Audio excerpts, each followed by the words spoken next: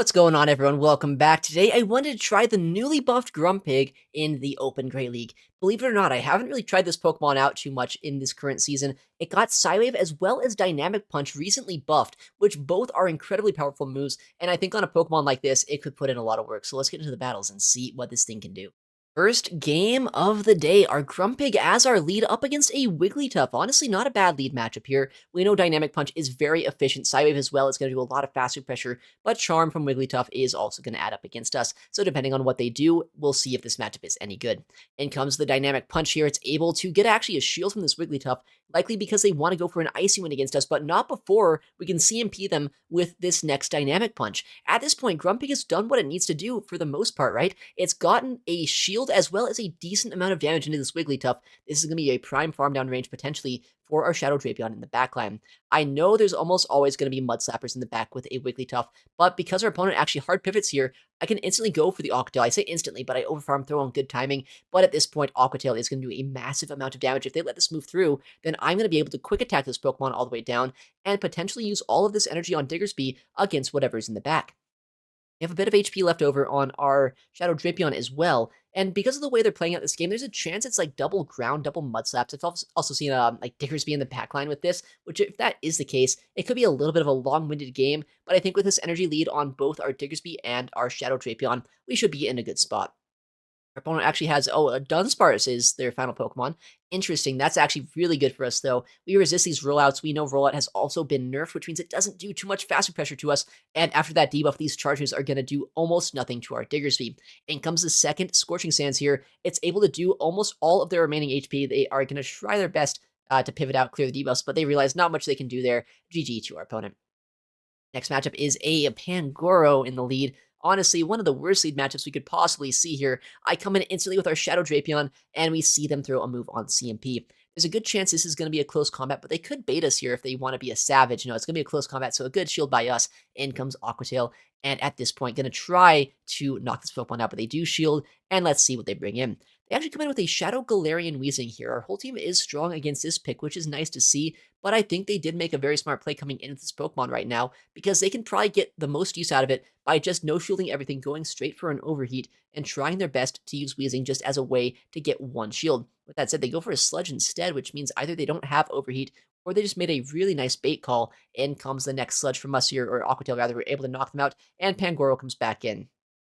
We have Aqua Tail ready to go. This will not knock them out, but if it does end up landing, can put them into a nice fast move farm down range. They shield that move, and because of that, I have to come in with our Grumpig. I can't give him a farm down, and they make an incredible catch on the Talonflame. This is not looking great for us. This is already a bad matchup to be in. They don't have to make good plays to combo us on this as well, but they are making all the calls they need to. That Pangoro has so much energy in the backline, and comes a Brave Bird to knock us out. But I mean, going for Brave Bird here means maybe I can go for a fast food farm down, or maybe I can go for like a Fire Punch or Scorching Sands to knock them out here. I do need energy for that Pangoro, so what I'm going to do is I'm actually going to try to go for the farm down. I know if I get a farm down here, as well as some energy on our Shadow Drapion, there is a good chance for us to win this game. I am one move away from my Aqua Tail. I do reach the attack, but our opponent has almost 100 energy, so this needs to be enough to knock them out if I want a chance to win this game. They overfarm, though, about as perfectly as they can. They have back-to-back charges loaded. I know at this point, while I do have energy on Diggersby, we do not win CMP, and a close combat will be more than enough to knock us out. So despite how bad this lead was, and despite our best efforts here, we will lose this game, but we did make it close, so GG to our opponent. Next game is a Grumpig into a Talonflame lead. We did just see the Talonflame a second ago, and it was a little bit of an awkward matchup for our Grumpig, but Psywave does add up quite a bit here, and Shadow Ball is a very efficient move, so likely going to get a shield advantage from this Pokemon, which is always pretty nice to see. Shadow Ball coming through, our opponent will opt to shield up the attack here, and overfarm just a bit. I'm going to try to catch a move. It doesn't quite work out, but our opponent comes in with a Shadow Quagsire, which I think we might have a good matchup against, as long as we get a debuff against this Pokemon. That said, there is about 100 energy on that Talonflame. That's going to be hard to take down. We don't get an attack drop, but if this thing is not getting the Mudshot breakpoint against us, we can actually survive 2 Aqua Tails in the Zero Shield matchup, which it looks like we might just be able to do. They do win CMP against us, which is a little bit unfortunate. If we could have got this move off first, we would have been able to not even take this charge move, but Diggersby able to survive, get off this Scorching Sands, and let's see what our opponent is going to do.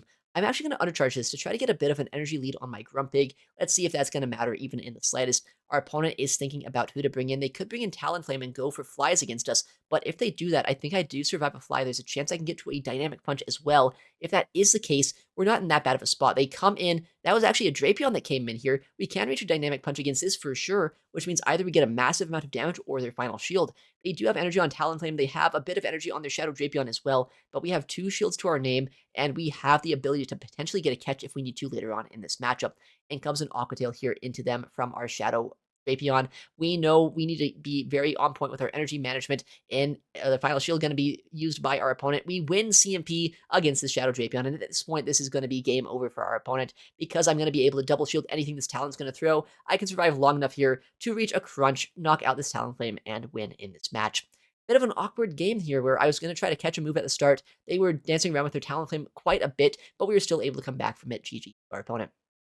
Next game is going to be a Shadow Jumpluff into our Grumpig. Psywave is going to add up quite a bit, and unlike a Pokemon like Malamar, who in this matchup is pretty awkward because Fairy Wind is super effective, we're not taking a lot of fast food pressure, so we can actually potentially play out this matchup as long as we are able to properly shield the moves.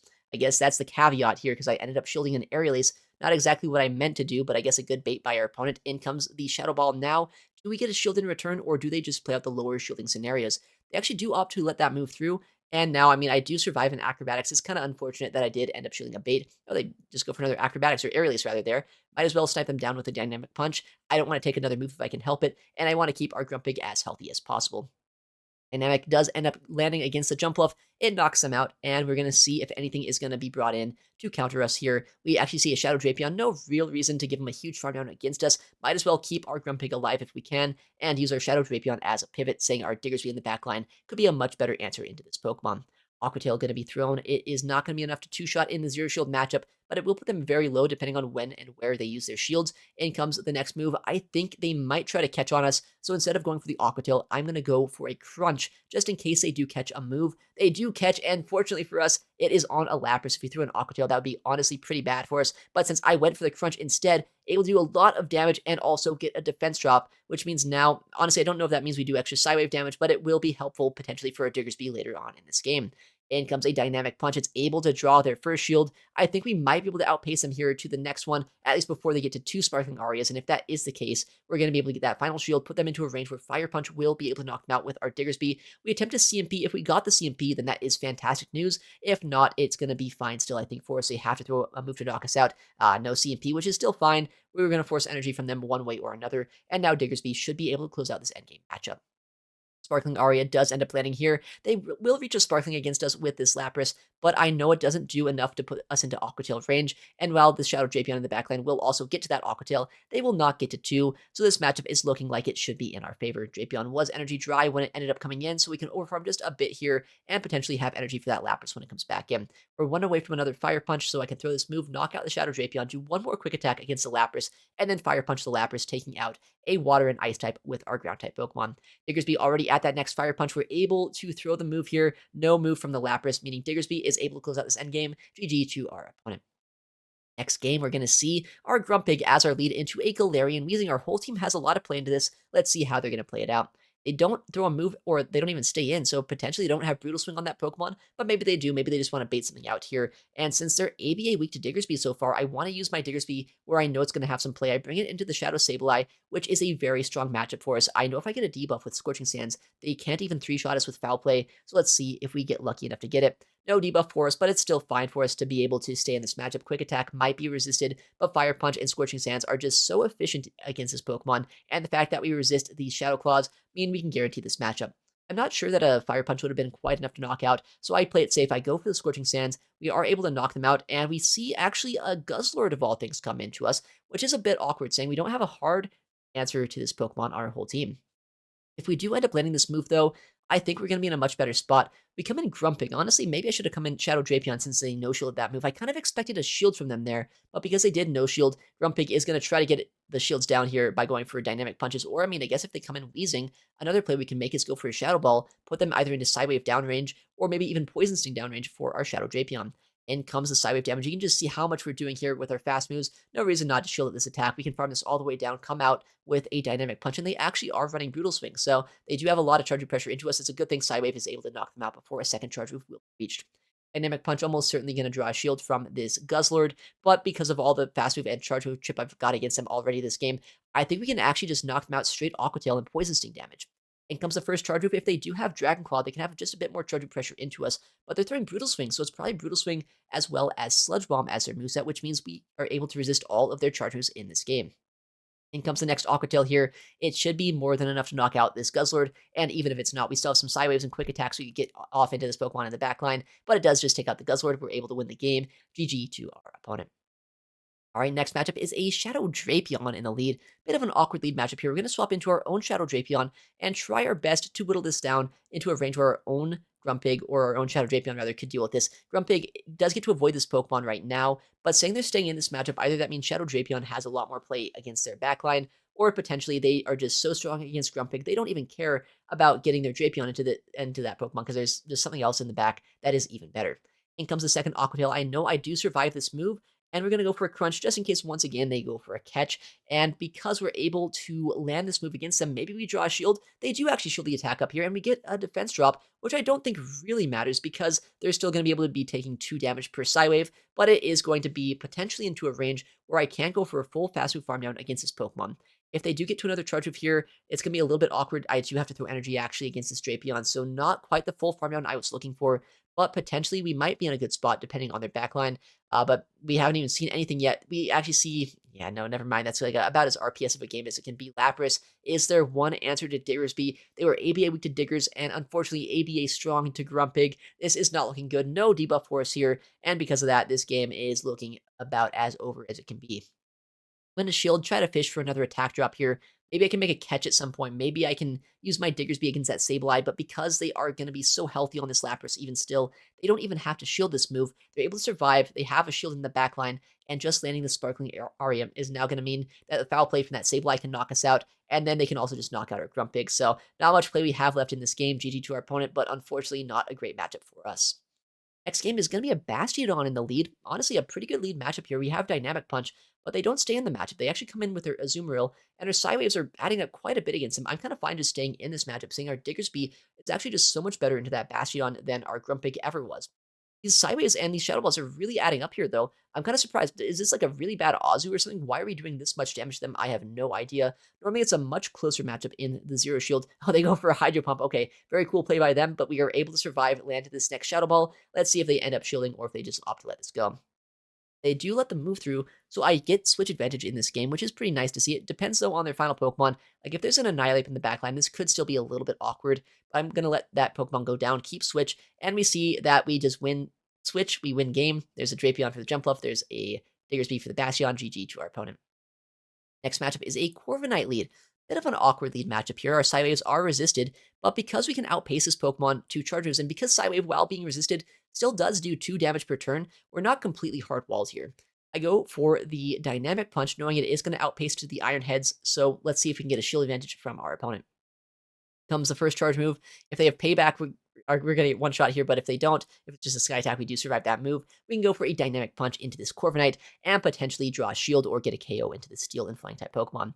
They do opt to let that move through. They come in with an Azu, a Pokemon I don't have a great answer to, so I'm going to stay in, go for a Shadow Ball, and try to ship this Pokemon down into a range where our Shadow Drapion and our Diggersby can deal with it just a little bit better. Shadow Ball puts him to about half HP, and because of that, now I can come into our Shadow Drapion, build up as much energy as we can here, and potentially start using our shields in this matchup. I don't know what's in the back. I'm hoping it's going to be something that we have play into, but our opponent swaps out to a Shadow Primeape. This is not looking great for us right now. I wish I had my Grumpig still around for that fast move pressure, and because we are down 1 shield here, they are basically in the position where they can just start spamming out these Rage Fists, and we're in a very bad spot.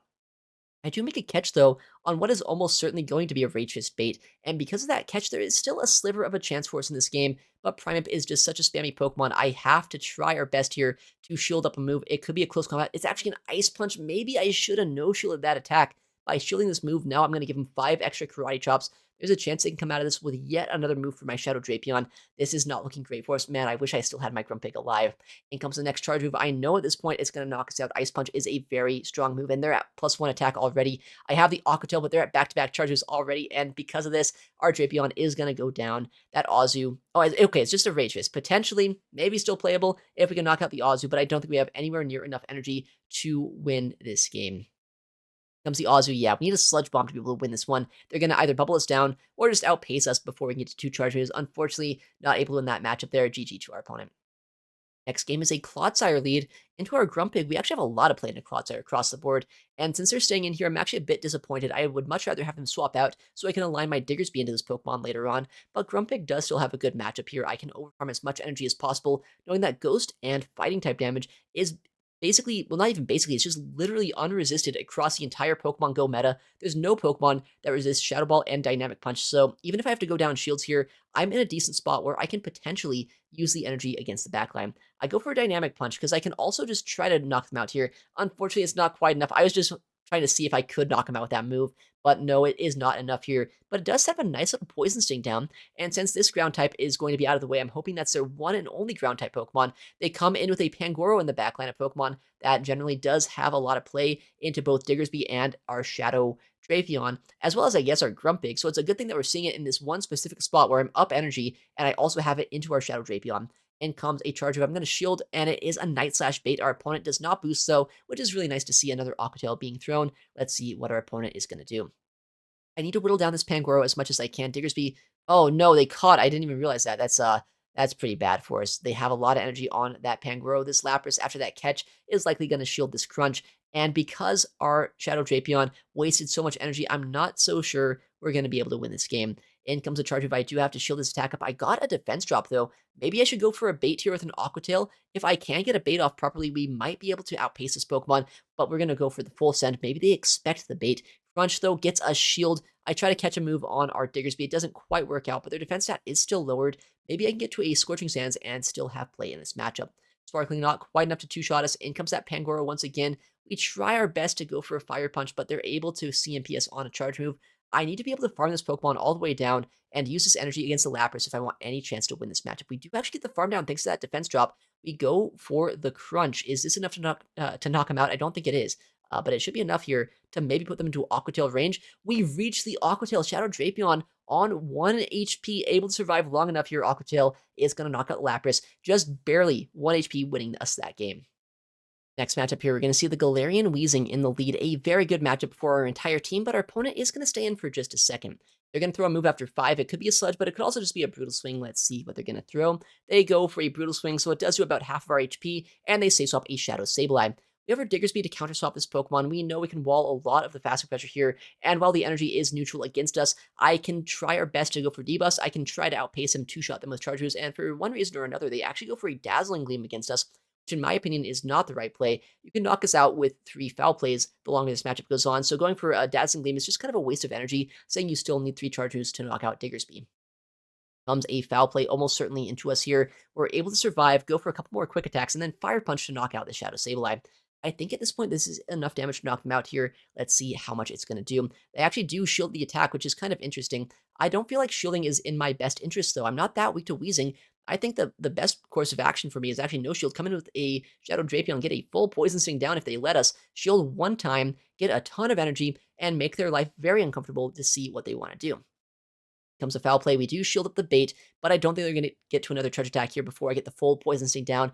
A nasty farm down for such an offensive Pokemon.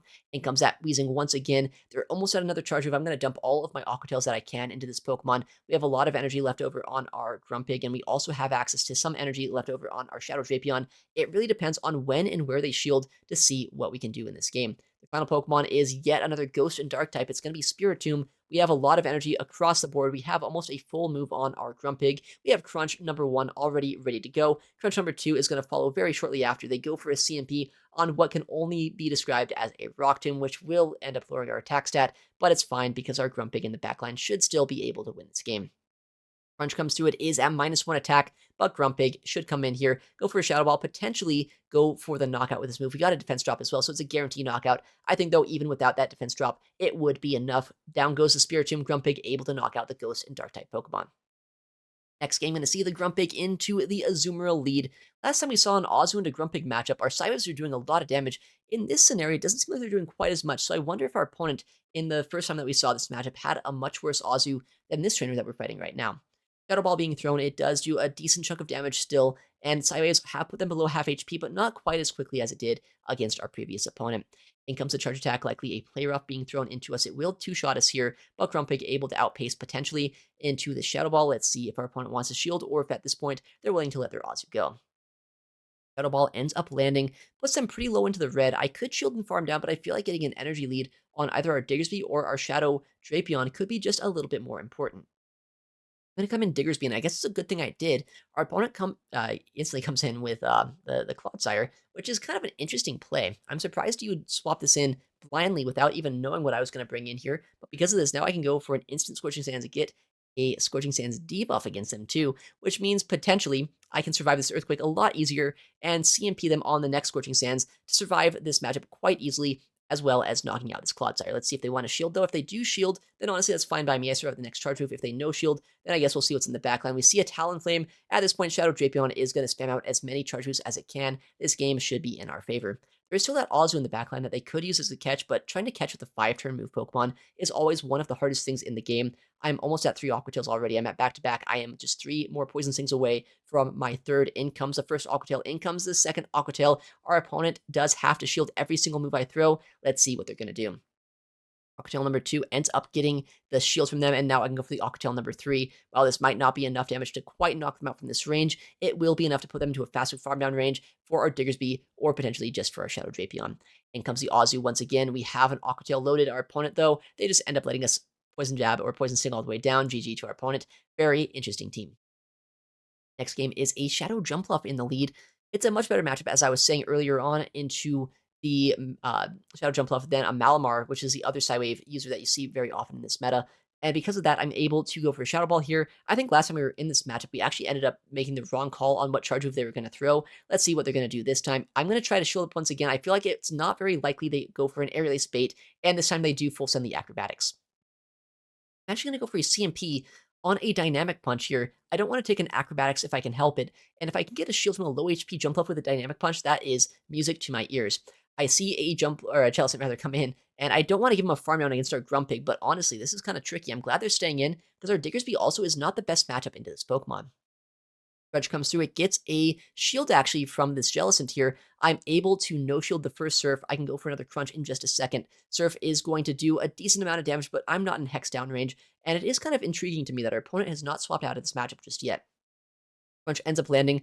Our opponent at this point is going to throw yet another attack against us. I feel like at this point I can go for either a Psywave down or maybe a quick attack down, or probably a Psywave down. There's no way I can quick attack down a full Jellicent from this range, but because I've gotten so much use out of my Drapion, we're in a much better spot than we were a moment ago.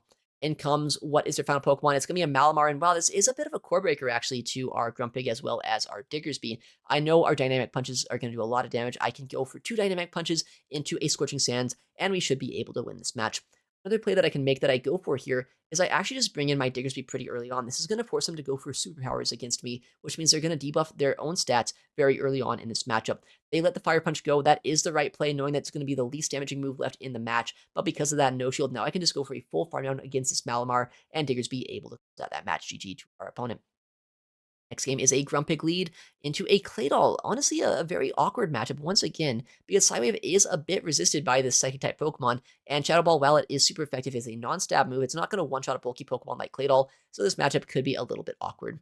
In comes the Shadow Ball. It does end up landing, which is nice to see. A Rock Tomb almost certainly being thrown into us right now.